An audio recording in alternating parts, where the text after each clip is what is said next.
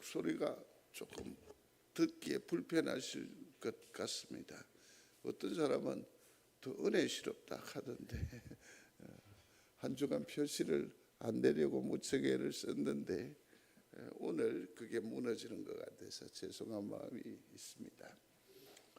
그렇습니다. 인생을 살다 보면 빈들이라고 하는 광야 같은 곳으로 내가 막 내몰리는 듯한 그런 때가 있습니다. 그럼에도 불구하고 실패하고 버림받은 것 같이 보이는 그러한 자리, 그러한 광야에서도 우리가 소망스러울 수 있는 것은 우리가 이미 살펴본 대로 미드라시라고 했죠. 광야에서 비로소 하나님께서 무엇 하신다? 말씀하신다. 광야에서 비로소 하나님의 말씀이 들려진다. 하나님의 음성이 있다는 것 때문에 우리가 그나마 소망스럽게 또 이 세월을 잘 감당해 가는 게 아닌가 하는 생각이 듭니다. 그렇다고 한다면 우리의 삶의 처지가 공고함에 절정인 이 빈들에서 우리에게 필요한 것이 있다면 뭘까요? 들려오는 그 말씀을 붙잡는 겁니다. 그 말씀을 새기는 겁니다. 그래서 그 말씀을 붙들기만 하면 빈들에서 하나님을 만나는 게 되는 것이고, 더 놀라운 것은 우리 인생을 하나님께서 사용하는 곧 사용받게 되는 곳이 되기 때문입니다.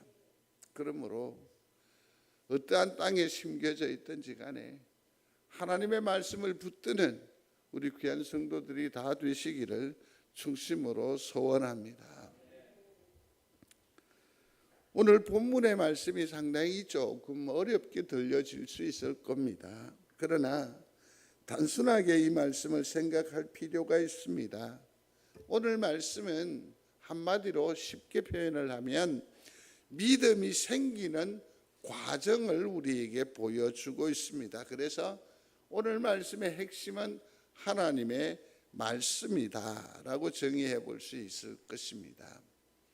17절에 있는 말씀인데, 그러므로 믿음은 들음에서 나며 들음은 그리스도의 말씀으로 말미암았느니라 했습니다.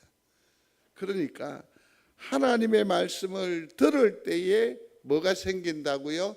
믿음이 생긴다라고 했습니다.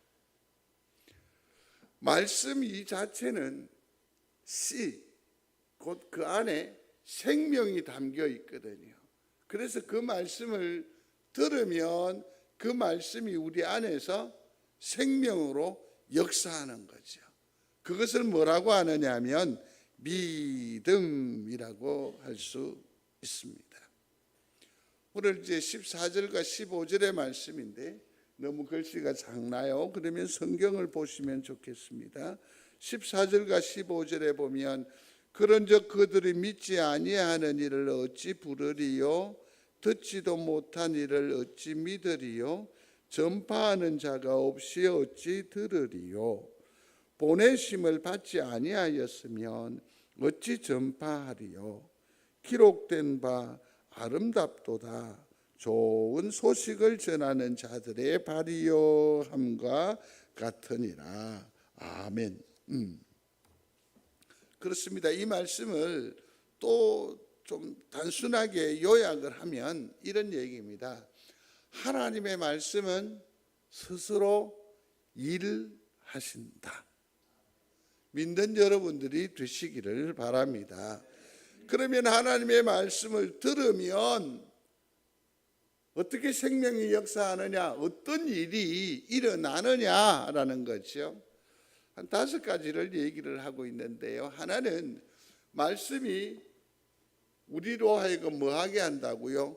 보낸다고. 또 말씀을 보내어서 뭐 한다고요? 전파하게 한다고요. 내 의지가, 내 결정이 아니라 누가 내 속에 오신 말씀이 그렇게 전파하게 한다라는 얘기입니다. 말씀을 전하니까 당연히 들음의 역사가 일어나죠. 내가 말하면 누군가가 듣게 되잖아요. 그 듣게 하는 역사 또한 말씀의 일하심이라는 거죠. 그러면 아까도 말씀을 드리지 않았습니까? 17절에서 뭐를 통해서 믿음이 온다고요? 말씀을 들음을 통해서 그들이 뭘 획득합니까?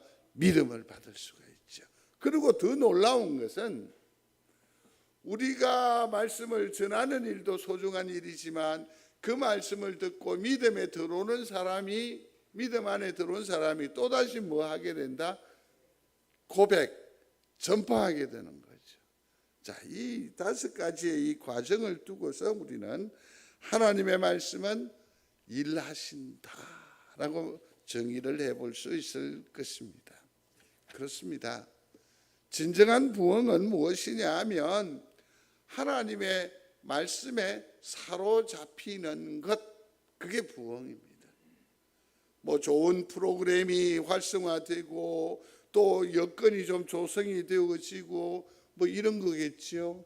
지금 송정에 지금 교회가 앉아 있는 이 지역을 대단히 혁신 도시처럼 주택 특화단지로 만든다고 그렇게 해서 38층까지 하는. 그러면 우리 교회는 덕을 좀 보나요? 땅값이 좀 오르려나? 그 땅값 올라면 뭐하게 해요? 교회 사람들이. 그죠? 그런 조건이 완화되어지고 조건이 더해지는 이것이 부흥이 아니라는 거죠. 정말 진정한 부흥은 무엇입니까? 우리가 말씀의 붙들림을 받는 것, 그때가 진정한 부흥의 때인 줄로 믿습니다. 그래서 말씀이 놀랍게도 달게 먹혀요. 말씀이 달게 느껴지는 은혜와 축복이 있게 되기를 중심으로 소원합니다. 전에는 알지 못했는데 이 말씀을 이해하게 돼요. 말씀이 제대로 들려지게 돼요. 이게 바로 말씀의 붙들림을 받은 상태라고 할 수가 있는 거죠. 그 말씀을 들으니까 말씀대로 살고 싶은 욕망이 일어나는 거죠. 말씀대로 순종하고 싶은 생각이 자꾸만 드는 거죠. 이게 바로 말씀에 사로잡힌, 곧 내 개인적이기도 하고 또 교회의 부흥의 시즌이 시작되는 것인 줄로 압니다. 성도 여러분, 말씀에 사로잡힌 바 되는 놀라운 축복을 우리 성도들도 조만간 경험할 수 있게 되기를 주의 이름으로 축원합니다. 부흥. 이 부흥이 시작하는 곳이 있나 봐요. 요즘 한국 교회는 순교자들의 그 유적지를 찾아서 개발하기도 합니다. 과연 그곳을 돌아보면 많은 도전이 되기도 해요. 그 다음에 또 우리의 신앙이 참 부끄러워지기도 하는 엄청나게 많은 도전을 주는 것은 사실입니다. 그럼에도 불구하고 성경은 어느 특정한 장소에 얽매이지 않습니다. 부흥은 위치가 아닙니다.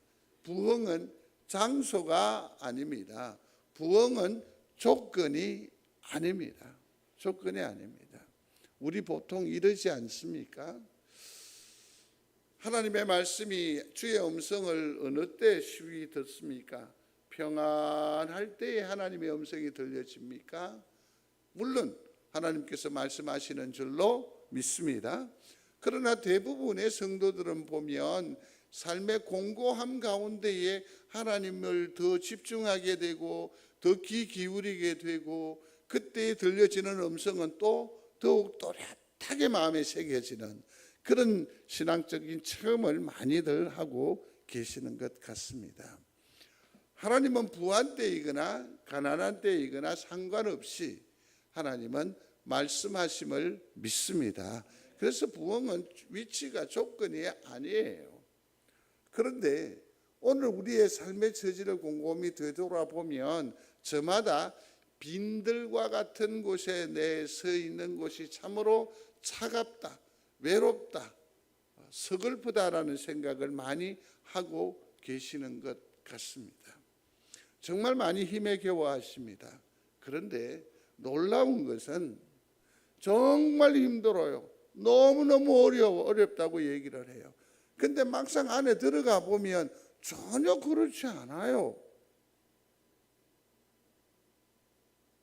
괜찮아요. 기십 년 전만 하더라도 이 정도의 은혜였으면 우리는 할렐루야 길길이 뛰었던 그런 여건들을 다 가지고 있어요. 근데 지금 괴로워해요. 힘들어해요. 욕심일까요? 아니면 상대적인 비교 때문일까요? 저는 여기에서 해답을 좀 얻었으면 좋겠어요. 그게 뭐냐면 우리의 삶과 처지가 광야와 같다고. 그런데 빈들인데 여기에서 자세히 우리가 조금 살펴볼 필요가 있습니다. 구름 기둥과 불 기둥은 광야에서 역사했습니다. 하나님께서 친히 인도하시고 그들을 보호하시고 그 발걸음을 주장하신 곳은 광야, 빈들이었다라는 거죠. 빈들이었다라는 거죠. 엘리야가 생명의 위협을 느낄 정도로 완전히 고립되어 버렸습니다. 탈진한 겁니다. 탈진한 겁니다. 그런데 그 시대에 요즘은 이 까마귀가 길조로 다시 재해석이 되었습니다마는 성경의 기록 시점의 그 사회적인 문화의 배경은 까마귀는 흉조였죠. 거룩한 하나님의 사람인데 이 흉조인 까마귀를 통해서 공급하시고 그를 회복시키시고 다시 한 번 더 역사하게 하셨다라는 거죠. 하나님의 구체적인 역사와 그 손길이 어디에서 일어나느냐? 빈들에서 일어났다라는 것이지요. 이를 우리는 기억하시기를 바랍니다. 지금 탄식할 것이 아니라 울분할 것이 아니라 원망할 것이 아니라 빈들에서 베푸셨던 나타나셨던 역사하셨던 그 하나님을 그리워하는 겁니다. 사모하는 겁니다. 간구하는 겁니다. 이게 이 험난한 시대를 잘 살아내는 성도들의 지혜요 능력인 줄 압니다. 이스라엘이 멸망하고 말았습니다. 역사의 끄트머리 자락에 유다마저도 더 이상 지탱하지 못하고 바벨론에게 함락당하고 맙니다. 포로로 끌려갔습니다. 그야말로 내일이 없는 비참한 노예의 자리로 전락한 이스라엘입니다. 오죽했으면 그 강가에 기타를 걸어놔 놓고 내가 다시는 노래하지 않을 거라고, 내가 다시는 기뻐하지 않을 거라고, 나는 절대로 웃지 않을 거라고, 나는 절대로 스스로 행복하다고 말하지 않을 거라고 얼마나 낙심천만한 세월을 감당하며 가고 있습니다. 그들은 내일이 없었기 때문에 뭔가 소망을 붙들 게 없으니까 그처럼 낙심천만한 세월을 살아가고 있었더랬습니다. 그런데 그 바벨론의 포로로 끌려간 그들에게 놀라운 반전이 일어나게 됩니다. 그게 뭐냐 하면 회당이라는 겁니다. 한번 소리하십시오. 회당. 기억나시죠? 들판에서 하나님을 만났더랬습니다. 그러다가 모세 시대를 맞이하면서 우리는 회막, 천막을 지어서 성막을 지어서 그곳에서 하나님을 만날 수 있었습니다. 예배할 수 있었습니다. 이것이 이제 솔로몬 시대로 넘어오면서 성전이 구축이 됐습니다. 이 일 이후로 그들이 패망하기 이전까지 모든 이들은 말씀을 쫓아서 1년에 3차례에 걸쳐 하나님 앞에 얼굴을 내어 보입니다. 7절기를 통해서 그들은 하나님과 수시로 유무상통했습니다. 하나님께 마음을 전했습니다. 하나님의 음성을 들었습니다. 그들은 예배했었습니다. 그런데 나라가 갈리워지고 이제 급기야 포로로 끌려왔습니다. 예배가 없는 거예요. 하나님과 이 관계가 소통이 이루어지지 않는 거예요. 않는 거죠. 우리가 가장 큰 어려움이라는 것이 무엇이겠습니까? 내 어떤 경제적인 빈곤입니까? 그럴 수 있습니다. 내 어떤 엄청난 재능, 달란트를 가지고 있음에도 불구하고 발휘할 수 있는 기회가 원천적으로 차단되는 것, 이것도 우리에게 굉장히 큰 좌절일 수 있을 것입니다. 그런데 더욱 더한 좌절은 하나님의 음성이 들려지지 않는다라는 거죠. 하나님의 음성이 내 귀에 새겨지지 않는다라는 거죠. 처음에는 막연한 기대를 가지고 하나님 신음소리 하듯 하다가 종국에는 아예 예배하는 것을 포기해 버리죠. 내려놓는 거죠. 그들은 엄청나게 많은 아픔이 있습니다. 괴로움이 있습니다. 그러한 중에서도 그들은 예배할 수 있었는데 이제는 성전이 회파되어지고 포로로 끌려왔으니 하나님과의 이 소통이 막혀버린 겁니다. 그들이 선택한 것이 무엇입니까? 바로 회당입니다. 소리하십시오. 회당. 이 회당은 언제까지이든가요? 예수 그리스도의 시대까지. 더 나아가서 어디예요? 사도들 시대까지. 더 나아가서 이게 회당의 역사가 무엇으로 발전합니까? 교회로 발전하는 거죠. 성막, 성전, 회당, 교회로. 그들이 포로로 끌려가 있는 이 낭망한 세월 가운데에서도 소망스러울 수 있었던 것은, 힘을 낼 수 있었던 것은, 버텨낼 수 있었던 것은 바로 회당. 그러면 회당에서 무엇을 했느냐라는 것이 궁금하지 않습니까? 말씀을 나누었다는 겁니다. 거기에서 말씀을 들었다라는 겁니다. 회당에서 그들은 비로소 말씀을 접합니다. 하나님의 음성을 듣게 됩니다. 그 말씀 가운데에서 그들은 이제 서서히 알아가기 시작하는 겁니다. 예전에는 이 바벨론의 정치 형태가 어떻게 변화할지 관심이었습니다. 왕이 느부갓네살 고레서 정권이 넘어갈 때에 앞으로는 어떻게 살아갈 건가, 어떤 변화가 있을 것인가, 우리에게는 어떤 불편이 더 야기될까, 우리는 계속해서 꿈을 꿀 수 있을까, 그러한 쪽에 관심이었는데 회당이 개설이 되고 말씀을 나누면서 그 가운데에서 뭐냐면 소망을 품게 돼요. 뭐냐면 70년이라는 세월을 듣게 되는 거예요. 70년의 세월이 너무 아득하지만 그 이전에는 꿈도 꾸지 못했던 회복, 해방을 비로소 무엇을 통해서 알게 됩니까? 말씀을 통해서 알게 되는 거죠.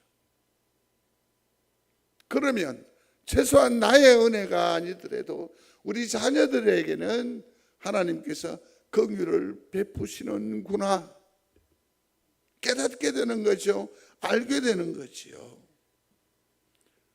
그것이 말씀을 들음으로, 말씀을 공부함으로, 말씀에 집중함으로 말미암아 그들은 이처럼 희망스러울 수 있었습니다. 곧 말씀을 붙들면 일어날 수 있습니다.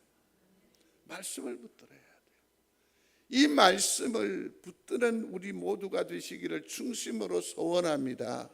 말씀을 붙드는 곳이 바로 부흥의 시작점이고 부흥의 종결 지점이 돼요. 많이 낙심하셨습니다. 많이 힘에 겨웁습니다. 지금은 사실은 성경을 본다라는 것이 얼마나 어려운 작업이라는 것을 저도 합니다. 그러나 근본적으로 생각하시기를 바랍니다.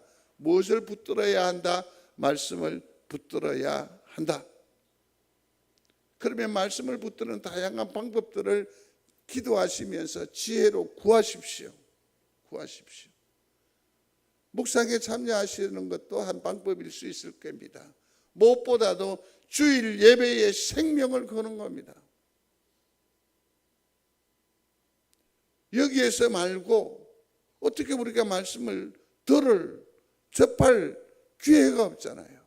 그러면 이 예배에 생명을 거는 겁니다. 가장 우선순위에 두는 겁니다.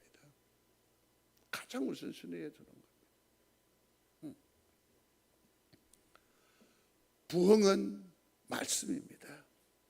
이 말씀이 우리 속에 역사하시면, 우리 가운데서 일하시면 우리는 회복되고 일어나고 더 나아가서 역사하시게 될 줄로 믿습니다. 그래서 말씀, 이 말씀을 어찌든지 접근할 수 있고 또 도전할 수 있고 품을 수 있는 일이 무엇인지 하나님 저에게 지혜를 주십시오라고 기도하는 여러분들이 되시기를 바랍니다. 25시의 삶이라고요. 이 25시라고 하는 것은 이 루마니아 작가 게오르기우가 쓴 아주 고전 중에 고전 일기입니다. 1938년에 그 루마니아를 배경으로 하고 있습니다. 1차 대전 그 발발전기쯤 되겠지요. 거기에 주인공이 요한 모리츠라고 하는 사람이 있습니다. 가만히 있어봐요. 집사님이 아실 것 같아요. 이몽희 집사님 아실 것 같은데 왜 그 노틀담의 곱추 주인공 이름 뭐죠? 네? 죄송합니다. 안소니 퀸. 코가 이렇게 나오고 머리가 유난히 큰 그 양반이 주연을 했던 그 노틀담의 곱추가 있는데 25시도 그 양반이 이제 생각나셨죠? 회복되신 걸 축하합니다. 안소니 퀸이라는 사람이 주연을 했는데요. 자기는 루마니아 사람이거든요. 그런데 그 아내를 아름다운 아내를 눈독 들이는 그런 경찰이 자꾸 시비를 합니다. 그러다가 이 아내가 말도 안 되는 이 남정네 직구점에 그냥 농담처럼 말하는 거죠. 모리츠가 전쟁에 끌려가서 죽고 나면 내가 당신을 한번 생각은 해보겠다고. 이게 진심일까요? 아니잖아. 그런데 이 못된 놈은 그걸 진심으로 생각을 하고 어찌든지 이 모리츠를 몰아치는 거야. 몰아치는 거죠. 그렇게 해서 루마니아 사람인데 유대인으로 모함을 해서 그를 끌어가 버려요. 그래서 이곳저곳으로 끌려다닙니다. 한 번은 이렇게 갔는데 이 골격 자체가 마치 유대인을 닮았다고 너 이리 나오라고 이렇게 사진을 찍어서 이것을 가지고 팜플렛을 만들어서 죄다 돌리면서 이런 골격을 가지고 있는 사람은 대부분이 유대인이니까 다 잡아들이라 이렇게 하는 거죠. 이 약하고 무기력한 사람은 이렇게 선전의 도구로 막 사용이 되는 거죠. 그러다가 나중에 그는 또 헝가리 군의 포로 수용소로 이첩이 돼. 왜냐하면 이 포스터가 있으니까. 이처럼 억울한 세월을 무려 13년을 감당하게 됩니다. 13년을. 그래서 25시라고 하는 것은 24시는 0시잖아요. 그러면 25시는 24시가 지난 시간이에요. 그러니까 이거는 누구도 타치할 수 없고 해결할 수도 없는 절망의 시간, 허무의 시간, 불안의 시간을 25시라고 해요. 그래 이 시대에 그 아픔을 아주 적절하게 잘 표현한 소설이고 또 이게 영화로도 대단한 세상의 반향을 일으켰습니다. 그러니까 25시라는 것은 답답하고 지치고 뭔가 도무지 끝나지 않는 삶을 두고서 25시라고 하는 거죠. 좀 더 쉬운 이해를 위해서 우리 25시 인생 내지는 신앙의 비견에서 제가 조금 더 설명을 드리면 마라톤 경기가 있습니다. 그 뭐 한때는 그런 생각도 해보지 않았겠습니까? 비싼 밥 먹고 좀 뭐 하는 짓이고 싶죠. 그 42.195를 달려야 합니다. 얼마나 힘들겠어요. 이번 파리 올림픽에 우리 올림픽에 마라톤 출전 못해요. 그 기록에 도달한 사람이 없대나요? 젖 먹던 힘까지 짜내서 여기에 이르렀는데 시간 측정이 잘못됐으니까 한 2km 정도만 더 뛰라고 여기를 목표로 하고 왔는데 아니야 이까지만 좀 더 오라. 그러면 그 인생이 얼마나 힘들겠어요. 오늘날 우리의 인생과도 흡사하지 않을까요? 여기까지 감당하면 끝인 줄 알았는데 근데 또 다른 언덕이 있고 또 다른 고비가 있다는 거죠. 그러니 인생이 얼마나 힘들고 얼마나 괴롭겠습니까? 그래서 흔히 시쳇말로 인생무상이라고 하지 않습니까? 인생무상이라는 뜻도 잘 아실 것 같아요. 인생이라는 것이 무상이 없다라는 것이요. 이 말은 뭘 의미하는 거냐면 어떻게 정해진 게 없다, 덧없다라는 거죠. 이건 줄 알았는데 여기까지인 줄 알았는데 그렇습니다. 인생은 정답이 없는 것 같습니다. 그래서 전도서는 헛되니 모든 것이 다 허망하다고. 오늘날 우리 신앙인도 마찬가지입니다. 이렇게 하면 은혜 주실 줄 알았고 이렇게 하면 하나님의 축복을 만끽할 줄 알았는데 그 세월이 장구하게 이어집니다. 계속해서 참으로 내 인생은 여전히 답답하고 끝나버릴 것 같지 않습니다.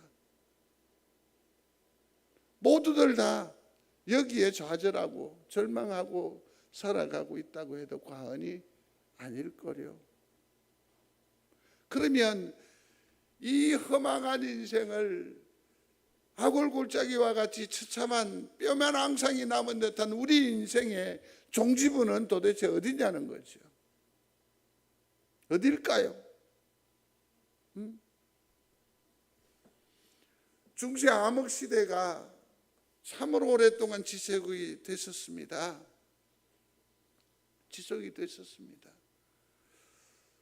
중세 시대는 참으로 암흑 그 자체였습니다.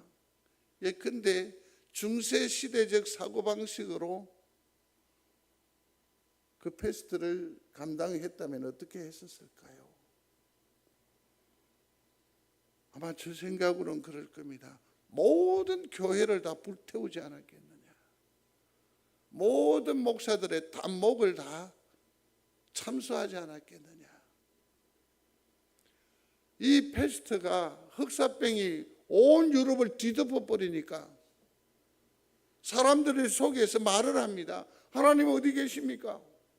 하나님이 살아계시다면 이런 처사는 옳지 않습니다. 교회가 도전을 받습니다.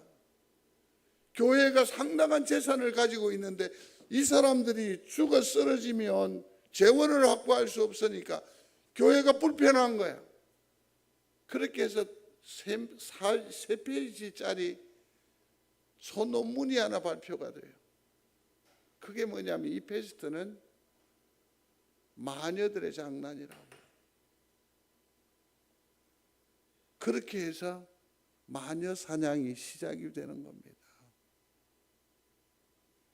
그 유명한 잔 d'Arc도 나라를 구한 구국 영웅이잖아.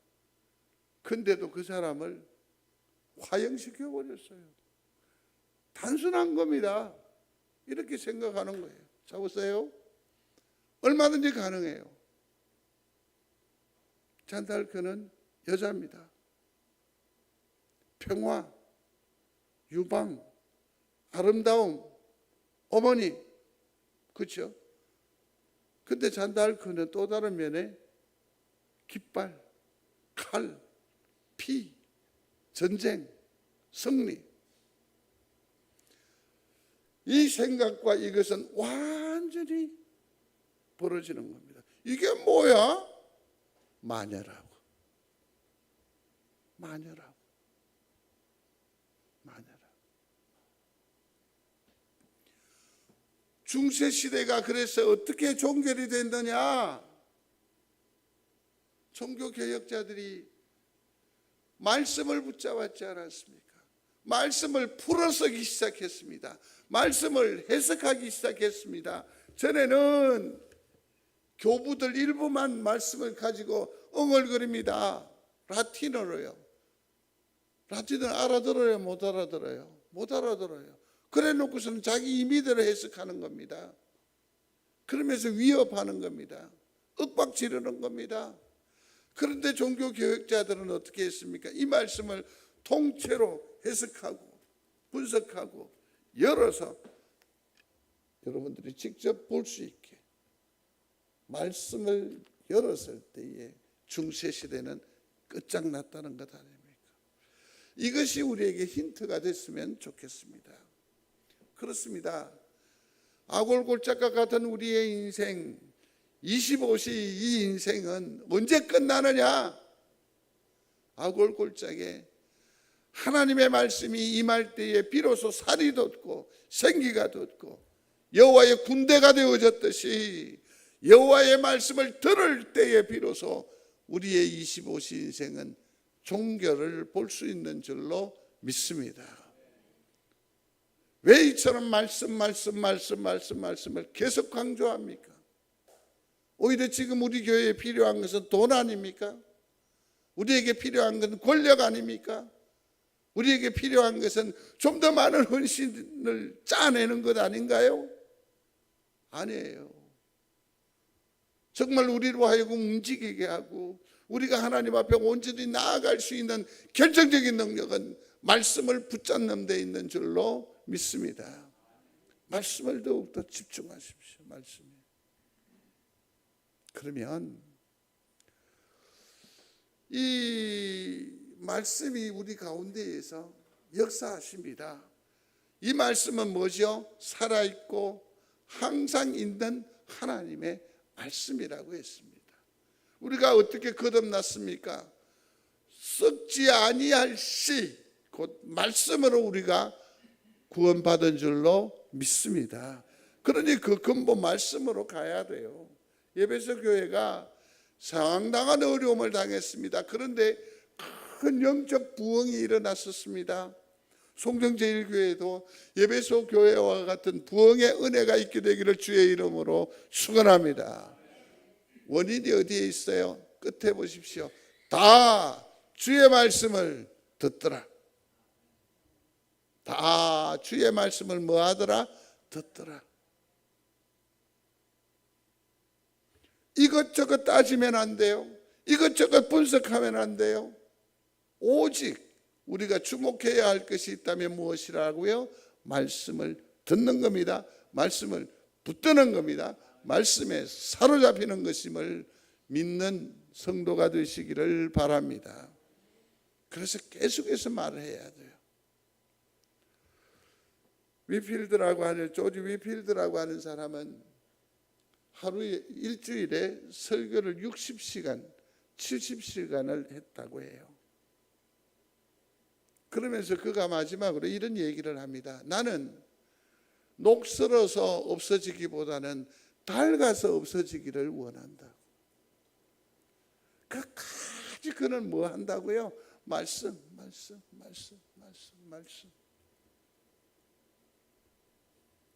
말씀으로 말씀이 더욱 왕성케 되는 우리 송정제일교회가 되기를 주의 이름으로 축복합니다.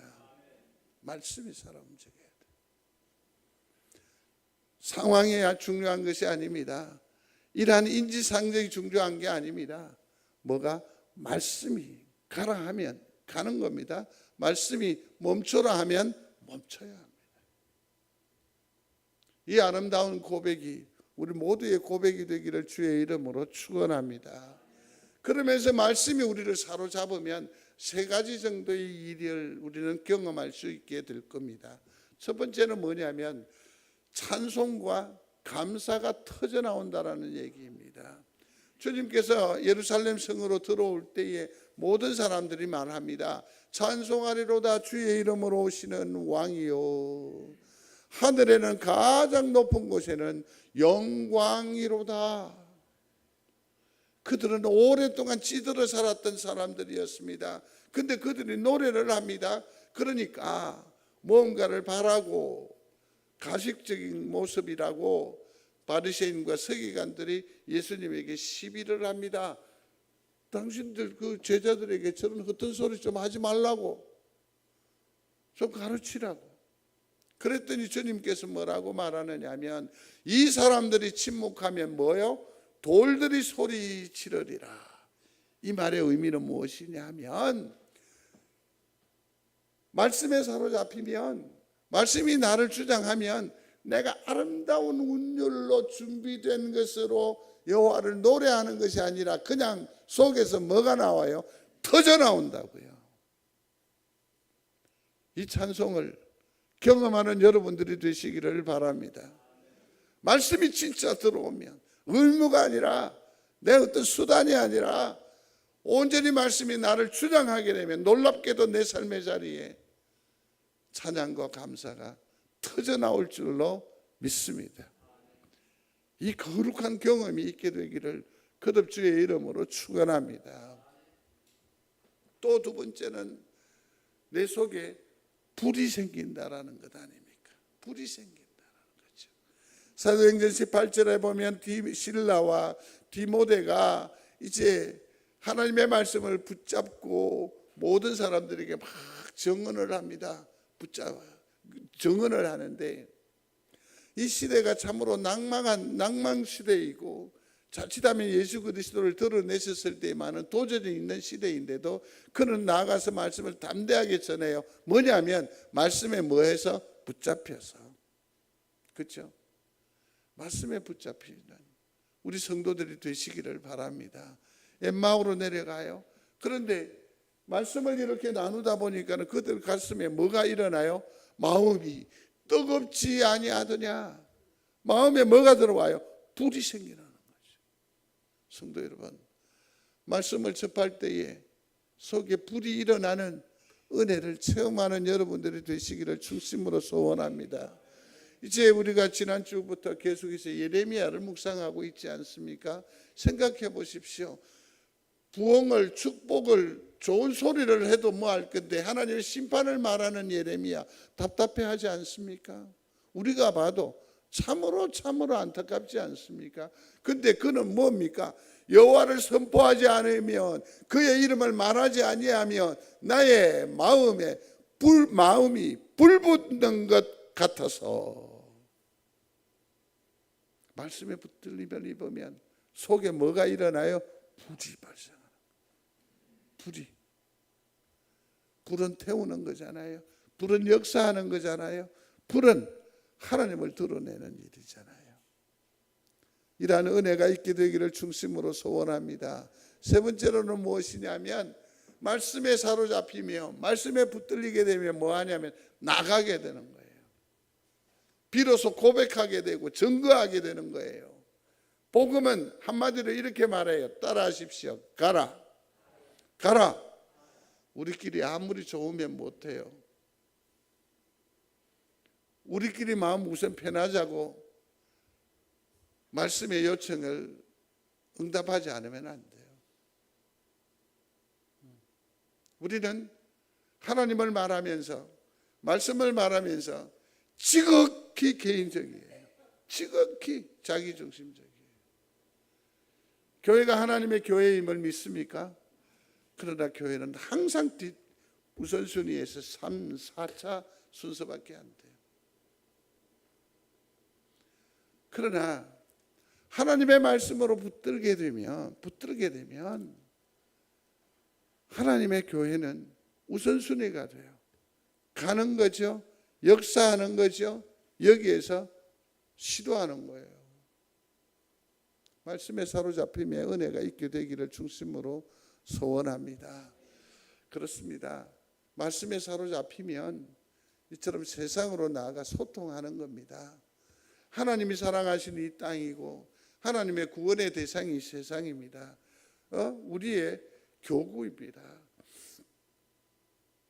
제가 그 친구들을 만나는데 장로님하고 집사님이 계셨는데 신학생 2명이 왔었어요. 그래서 그 친구가 금정 순복음 교회에 출석을 하고 있어요. 그래 이제 무슨 얘기를 하느냐면 어느 산을 올라갔는데 머리가 너무너무 아프더래요. 체험이 아주 대단한 친구인데 그래서 나중에 알았대. 내려오니까 뭐냐면 그 경내가 다 사찰이 소유하고 있는 경내라고. 그래서 머리가 그렇게 아팠다. 그래서 제가 그랬습니다. 언제까지 그러고 살래? 응? 말씀으로 이기는 당신이 되시기를 바라네. 응? 여기 송정에 가면 그 아시나 모르겠는데 커피점이 하나 있어요. 분위기가 괜찮더라고요. 그래서 목사님 세넷하고 가서 이제 분광을 이렇게 했는데 커피를 자기들이 잘 얻어먹고 돌아가면서 뭐라는 거예요. 여기는 건물 전체가 다 법당이네. 그러더라고요. 아까워 죽겠어. 사준 게 아까워 죽겠어. 세상은 우리가 경원세해야 될 대상이 아닙니다. 세상은 뭐 해야 돼요? 품어야 돼요. 제가 지금 한 가지 늘 마음에 쓰이는 것이 있다고 한다면 송정의 회의 장소가 그렇게 많지를 않아요. 그래서 우리 교회도 좀 그런 용도로 썼으면 좋겠다는 생각이 들고요.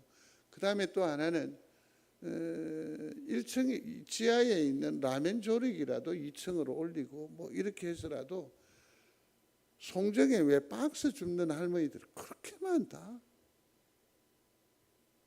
특별히 이 교회 앞에 지나는 분들이 너무너무 많아요. 그런 분들이 자유롭게 들어와서 욕이라도 하고 쉬어갈 수 있는 공간을 우리가 좀 어떻게 연구를 해봐야 되겠다라는 생각을 해요. 소통이죠.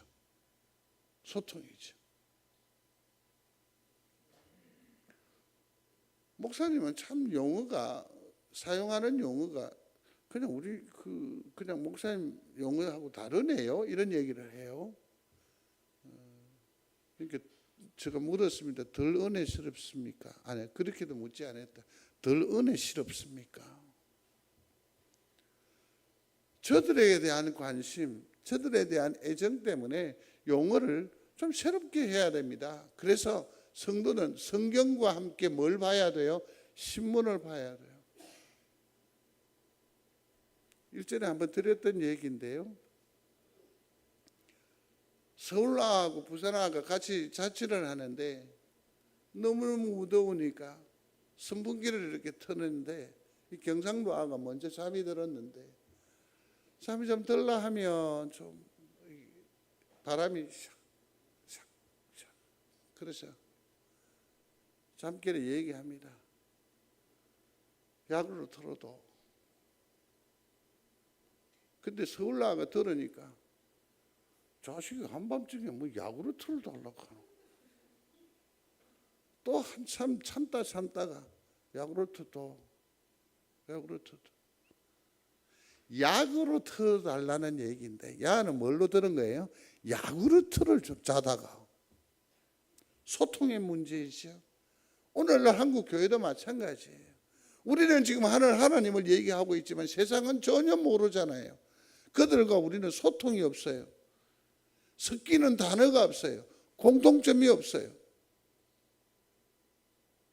그제 제가 얼마나 놀랐는지 아십니까? 연분홍 치마가 봄바람에, 나는 일이 잘하는데 이걸 아니죠. 이 곡인지 모르겠어요. 예를 든 겁니다. 하모니카부에서 이제 이걸 하는데, 아이 세상에 그 가락을 따라서 하면 될 거라고 했더니 그 노래를 모른다는 거라. 그래서 이 유행가를 뭘로 익힌다고? 계명을 갖고 익히고 있다고. 그래서 제가 그 방에 이제 한번 가서 연분홍 치마가 봄바람에 한번 불러줄 참이라. 세상과 소통하지 않는 거. 우리가 넓은 사람이 마음을 열지 않으면, 시도하지 않는데 어떻게 그 사람들을 구원해낼 거란 말이에요. 성도 여러분, 복음을 가진 자는 큰 자입니다. 담대한 자입니다. 우리가 왜 주눅이 듭니까? 주눅이 듭니까?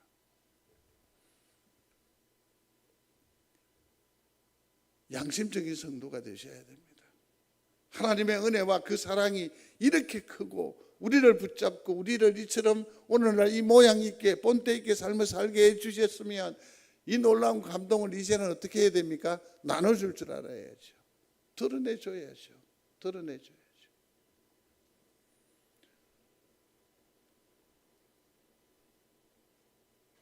말씀을 맺습니다.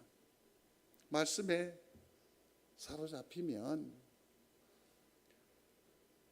그곳이 곧 부흥의 곳이 되는 줄로 믿습니다.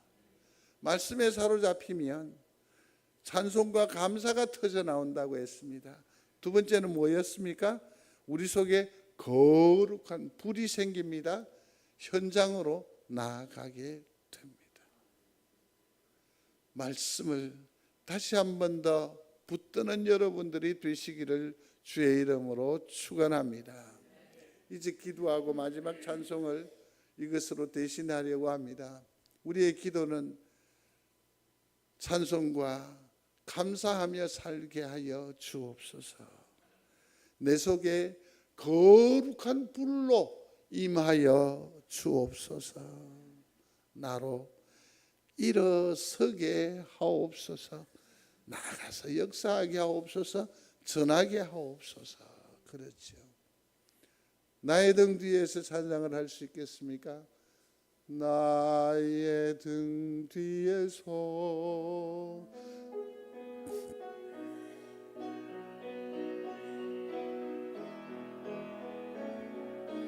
나의 등 뒤에서 나를 도우시는 주, 때때로 길에서 지치고 고나요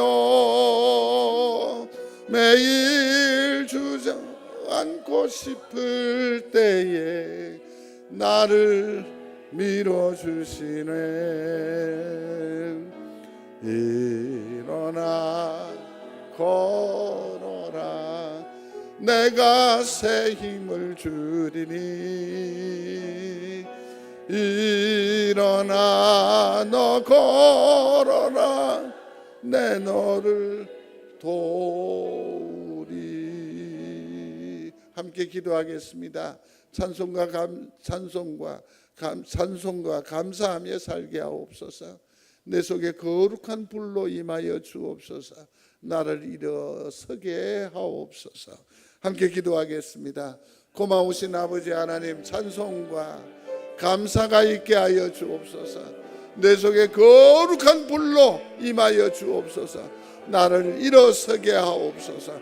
내가 일어나며 거룩한 불을 체험하며 찬송과 감사의 삶을 살아가기 위하여서는 말씀이 나를 붙드셔야 합니다. 말씀에 집중하게 하옵소서. 말씀을 듣게 하옵소서. 말씀을 신뢰하게 하옵소서. 말씀에 예배에 목숨 거는 우리 모두가 되게 하여 주옵소서. 그러므로 말씀이 승리하는 이 교회와 우리 심령들이 다 되도록 주여 내도하여 주시옵소서. 말씀이 우리를 주장하여 주옵소서. 그러므로 말씀으로 이기는 자 되게 하시고, 말씀으로 말미암아 순종하는 자 되게 하시고, 말씀에 부응이 있는 믿음의 사람 되게 하여 주옵소서. 이제는 우리 주 예수 그리스도의 은혜와 하나님 아버지의 무한하신 사랑하심과 성령님의 감화 감동하심이 말씀 아래에 있는 주 믿음의 권속들 가운데에 지금부터 영원히 함께 계실지어다. 아멘. 아멘.